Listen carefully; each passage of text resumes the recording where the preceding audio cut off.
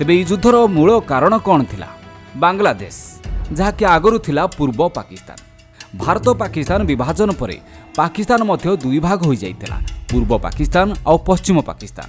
ଆଉ ପଶ୍ଚିମ ପାକିସ୍ତାନରେ ବସିଥିବା ମିଲିଟାରୀ ଲିଡର ଆଉ ବଡ଼ ବଡ଼ ନେତା ପୂର୍ବ ପାକିସ୍ତାନକୁ କଣ୍ଟ୍ରୋଲ କରୁଥିଲେ। ଆଉ ବଜେଟରେ ସେମାନଙ୍କୁ କେବଳ 30% ଲାଭ ଦିଆଯାଉଥିଲା। ते पश्चिम पाकिस्तान में लोके उर्दू कहूथिबा बेले पूर्व पाकिस्तान में लोके बेंगली कहूथिले, किंतु पश्चिम पाकिस्तान हठात उर्दू भाषा को जातीय भाषा करदिले आ बेंगली भाषा को अणदेखा करते। तापरे पूर्व पाकिस्तान में आंदोलन हुए, लोक माने ए कथा को सही पारंतिनी। लोक माने पश्चिम पाकिस्तान ठारू निजको अलगा करबा को चाहिए आ पूर्व पाकिस्तान बदल रे स्वतंत्र बांग्लादेश दाबी कले। यह शुणी पश्चिम पाकिस्तान पूर्व पाकिस्तान को आर्मी पठाई लक्ष लक्ष निरीह लोकों को हत्या करि चले। सबु परे पूर्व पाकिस्तान किछि नेता इंदिरा गांधी निकट को दौड़ी आसती आउ साहाय्य पाई हाथ जोड़ती। सेपटे एमिति नरसंहार देखि पूर्व पाकिस्तान रु कोटिए पाखापाखि लोक भारत भितरे पशि जाइथिले।